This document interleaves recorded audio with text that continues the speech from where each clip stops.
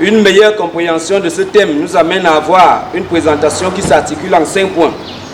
La définition, les types d'intervenants des jeunes et leur rôle, un bref rappel du mécanisme d'accompagnement des jeunes, quelques dérives possibles dans ce domaine et l'attitude plus responsable attendue des accompagnateurs. En termes de définition sur la responsabilité, un responsable est toute personne qui a la charge d'une fonction et qui a la capacité de prendre des décisions dans une structure ou une organisation. Souvent comparée à la vertu du sage par excellence, la responsabilité définit un individu sachant agir avec précaution, tact et discernement, celui qui pense et fait ce qu'il dit.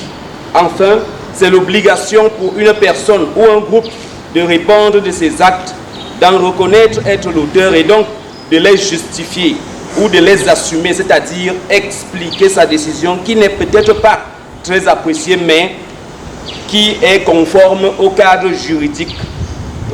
C'est le cas de certains jeunes mécontents lors des financements. 2. Les types d'intervenants des jeunes. Sans être exhaustif, l'on peut avoir ici les experts consultants spécialisés qui accompagnent les autres acteurs de la chaîne d'intervention, se chargent du renforcement des capacités entrepreneuriales, managériales et techniques des jeunes mobilisés et donnent des orientations sur l'élaboration et la mise en œuvre des plans d'installation en cohérence avec les orientations du manuel de procédure du PTS Jeunes, sans omettre le suivi et la collecte des informations sur les performances des entreprises des jeunes dans le cadre du PTS Jeunes. Les mentors volontaires, dont la mission principale, de par le partage d'expérience, consiste à guider et conseiller les juniors entrepreneurs et start-upers dans le développement de leurs entreprises. Les bureaux conseils, qui sont des jeunes installés en cabinet ayant un statut de junior entrepreneur consultant dans les métiers du conseil. Et là, on détecte 8 jeunes dans les métiers du conseil juridique, du conseil fiscal, entrepreneuriat et management, conseil en communication et marketing, du conseil agropastoral, de la psychologie de l'entreprise et de la santé, ceux en ingénierie conseil et enfin un dernier dans l'ingénierie des procédés. Autres intervenants, les mentors accompagnateurs fournisseurs d'équipements qui se chargent de la fourniture des équipements aux jeunes, la formation à l'usage des dits équipements et la maintenance. Les institutions financières qui se chargent de la mise à disposition des fonds au profit des jeunes et c'est également eux qui président les comités de crédit. Les compagnies d'assurance qui se chargent de la couverture des fonds. On a les chefs CMPJ et leurs collaborateurs qui sont dans l'accompagnement pré- et post-financement au quotidien des jeunes. Les équipes de mission régionales du PTS Jeunes. On cite aussi le personnel des antennes régionales et ceux de la coordination nationale des différents projets et programmes, sans oublier le reste du personnel et la chaîne hiérarchique ayant un pouvoir de décision administrative ou d'action en termes de suivi et évaluation et recouvrement des fonds sur le terrain. Bref rappel du mécanisme d'accompagnement. Alors, pour être accompagné, le jeune est d'abord inscrit à l'ONJ, à l'Observatoire national de la jeunesse, à l'adresse www.onjcameroun.cm et l'obtention de la carte jeune, la formation au réamorce, l'élaboration des plans d'affaires, la session du comité de crédit lorsque les 10 plans ont déjà été acheminés, les sessions du comité de crédit proprement dit, l'ouverture des comptes des jeunes dans les livres des institutions financières partenaires, les décaissements dans les agences proches des localités de résidence des jeunes. Et il faut préciser que tout décaissement est accompagné de documents justificatifs contresignés par le chef CMPJ, le délégué régional et le jeune. Le suivi, on a aussi le suivi en dernier lieu, le suivi accompagnement pré- et post-financement.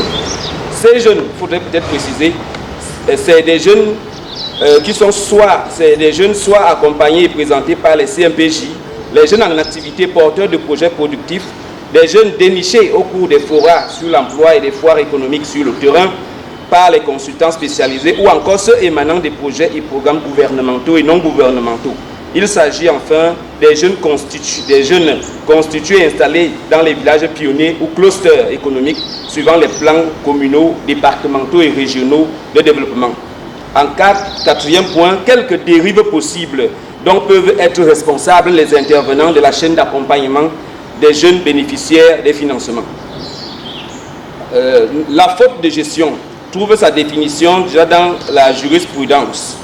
Alors, la faute de gestion peut être préjudiciable dans la mise en œuvre des projets des jeunes. De manière simplifiée, c'est lorsqu'un intervenant de la chaîne d'accompagnement des jeunes commet une erreur, une imprudence en exécutant ce qui n'est pas prévu dans les dispositions légales, notamment le manuel de procédure du FOGA Jeunes et les conventions entre le MINJEC et ses partenaires techniques et financiers. Nous avons nommé les banques, les institutions, les EMF, les compagnies d'assurance, les centres de gestion agréés, les fournisseurs.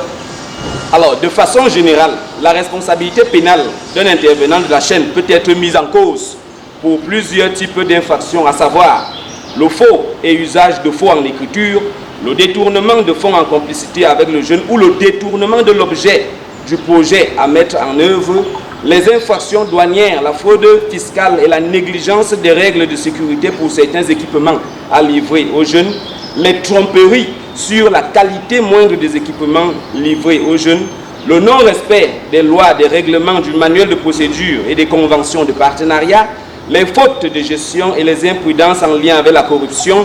Elles peuvent être matérialisées par des intervenants qui se laisseraient séduire par des jeunes et qui leur promettraient des financements au lieu simplement de leur expliquer et de les accompagner conformément à la procédure. Les missions de terrain qui seraient non réalisées ou peu exécutées par les bureaux conseils et les mentors volontaires en vue de l'accompagnement efficient des jeunes. Les équipements qui seraient non livrés ou livrés tardivement, handicapant la mise en œuvre des projets des jeunes, la mise à disposition tardive des financements au profit des jeunes par les institutions financières ayant pourtant reçu des virements de l'État pour ce faire. Et enfin, le remplacement de jeunes démissionnaires ou décédés sans respect de la procédure. Les manquements ainsi observés impactent péjorativement la pérennité des projets des jeunes ainsi que la viabilité et l'extension de leurs différentes entreprises. Dernier point, conseil en vue d'une attitude plus professionnelle des différents responsables et accompagnateurs des jeunes. Avoir de la confiance en soi, reconnaître et pouvoir justifier les actes conformément au manuel de procédure, inspirer confiance à votre équipe et aux jeunes en quête et ou en attente de financement, être passionné ou motivé, plein d'énergie dans l'exercice de sa tâche, être un bon leader et avoir une communication ouverte, franche et honnête avec le reste de l'équipe d'accompagnement des jeunes. Les responsables doivent trouver des moyens de motivation des accompagnateurs pour un encadrement plus efficient. La hiérarchie comme les subordonnés doivent savoir qu'ils peuvent compter sur vous en toutes circonstances. Il faut veiller à faire du bon travail, être un homme de la pensée juste, de l'action prudente et du parler vrai. Il faut communiquer au maximum, faire confiance à votre équipe et faire un suivi rigoureux des projets des jeunes.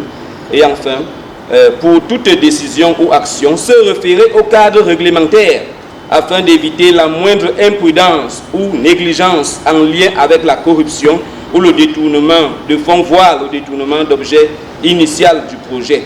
Toutes choses qui éviteront que la responsabilité pénale d'un intervenant de la chaîne ne soit mise en cause pour une quelconque infraction.